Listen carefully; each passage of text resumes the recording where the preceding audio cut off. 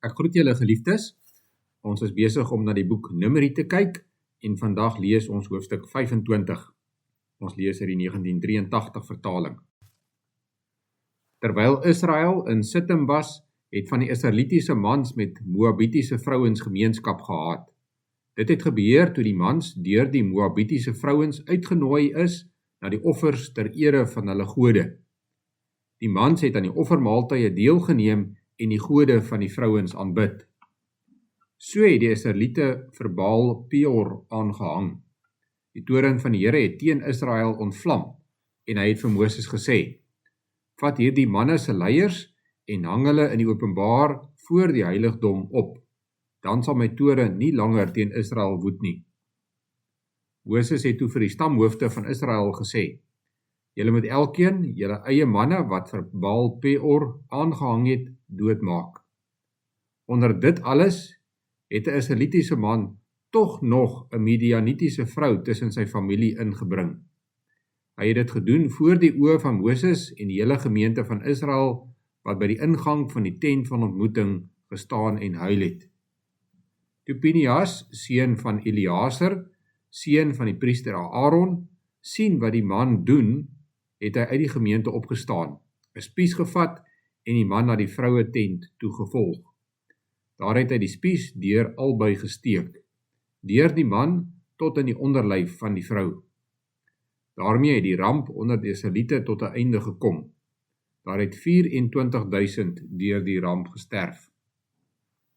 Die Here het toe vir Moses gesê: "Pinias, seun van Eleazar, seun van die priester Aaron, het my toorn teen Israel laat ophou, deurdat hy vir my eer opgekom het.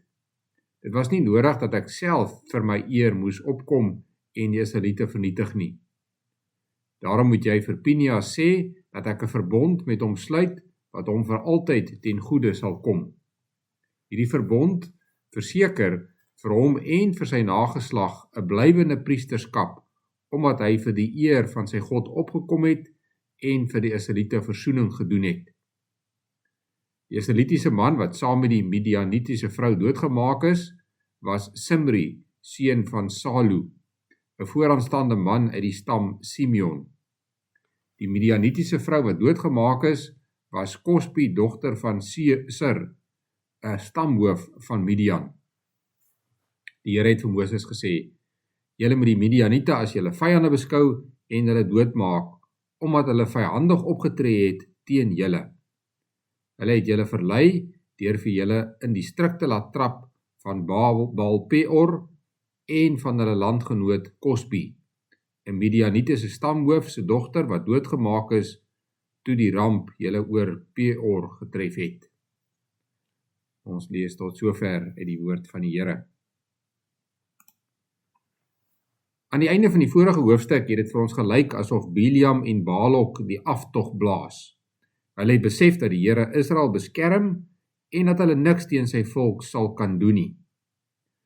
Wanneer ons Numeri 25 lees, dan lyk dit asof hulle nie iets met hierdie verhaal te doen het nie.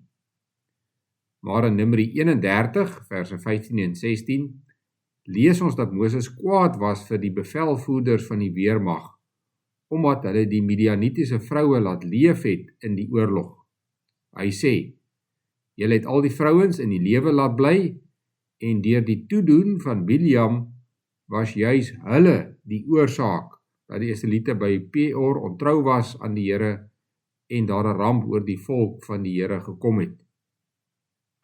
Voordat Biliam van Balak af vertrek het hy nog een stukkie raad agtergelaat.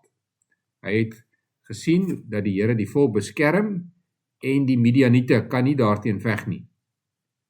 Maar wat sal gebeur as die Israeliete vrywillig van die Here afdwaal? En hoe kan die Israeliete verlei word om dit te doen? Sy oplossing was eenvoudig. Die Moabitiese vrouens moes die Israelitiese mans nooi na offers ter ere van Baal Peor. Deel van die rituele by die offers was onsedelikheid. Hulle het dit gedoen en die Israeliete het vrywillig daaraan deelgeneem. Daarom straf die Here vir Israel. 'n Plaag tref hulle en duisende sterf. Om die plaag te stop, moet daar versoening gedoen word vir die volk. Die manne wat aan die offers deelgeneem het, moet doodgemaak word. Dit was die taak van elke stamhoof om die skuldiges van sy stam self te gaan doodmaak. Dit wys vir Israel hoe ernstig die Here oor sonde voel en hoe ernstig hulle teen sonde moet optree. Die stamhoofde was gewillig om op te tree, maar dit het vir hulle baie hartseer veroorsaak. Hulle was hartseer oor die sonde en hartseer oor die manne wat doodgemaak moet word. Daarom huil en treur hulle by die tent van ontmoeting. Terwyl hulle daar staan en hulle sonde voor die Here bely en voor hom huil, kom Simri, seun van Salu, daar aan met Kosbi, dogter van Sur. Hy was een van die Midianitiese stamhoofde. Hy neem haar na sy familie se tent om by haar te slaap. Terwyl die volk in 'n ramp gedompel is en die leiers daaroor treur, gaan hy skaamteloos voort met die sonde. Pinias, die seun van die hoofpriester Eleazar, besluit egter dat hy dit nie sal duld nie en gaan maak die twee daar in die tent dood.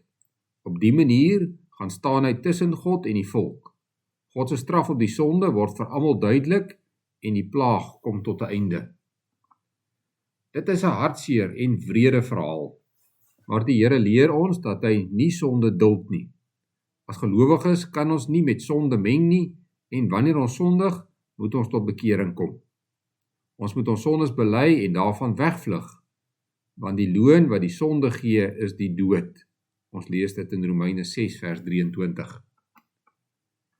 Maar God leer ons ook dat daar redding is.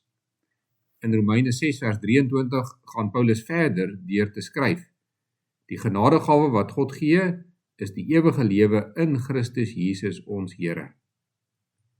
Jesus Christus het tussen ons en God gaan staan. Hy het gesterf in ons plek, sodat die Here se woede ons nie vernietig nie.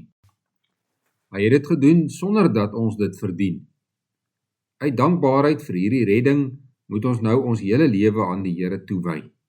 Ons moet lewe volgens sy voorskrifte. Ons moet wegvlug van die sonde en ons moet hierdie waarhede aan die mense om ons verkondig met ons woorde en dade. Kom ons bid saam. Here ons God, U is heilig en volmaak, U is regverdig en kan nie die sonde duld nie. Ons lees dit hier in Numeri 25. Ons bely ons sonde en skuld, dat ons met ons woorde, gedagtes en dade teenoor U oortree het. Ons vra dat U ons sal vergewe, nie omdat ons dit verdien nie, maar omdat Jesus Christus vir ons sondeskuld betaal het. Ons bid vir vrede in die wêreld waarin ons woon. Baie mense ly as gevolg van oorloë, en ons vra dat U vrede sal gee. Ons doen ook voorbidding vir mense wat met langdurige siektes sukkel. O Here, wil U ook hulle dra in hulle siekte, wil U hulle God van nabyheid wees, en ons vra dat hulle U sal ken in hulle nood. Ons bid hierdie dinge deur U groot genade alleen. Amen.